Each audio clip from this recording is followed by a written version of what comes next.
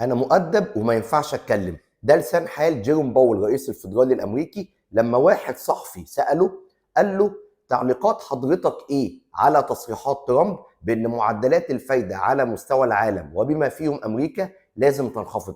طبعا ده كان سؤال الامريكي قاله على لسان العالم كله. العالم كله عايز يعرف هل توجهات ترامب كرئيس امريكا في خفض الفايده هتتعارض مع قرارات الفدرالي. فجيروم باول هرب من السؤال بذكاء وقال له ايه؟ قال له ليس من اللائق او المناسب ان ارد على تعليقات سياده الرئيس.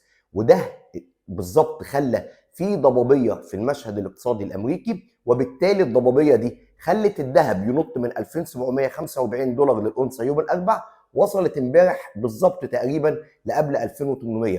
اذا فالذهب دايما بيطلع في ظروف او في احوال الضبابيه وعدم وضوح المشهد، وده اللي موجود دلوقتي في امريكا. هل المشهد الاقتصادي بيقول ان كلمه ترامب هي اللي هتمشي ويبتدي يخفض الفايده، ولا كلمه باول والفدرالي الامريكي اللي هتبتدي تمشي من حيث تثبيت ورفع الفايده؟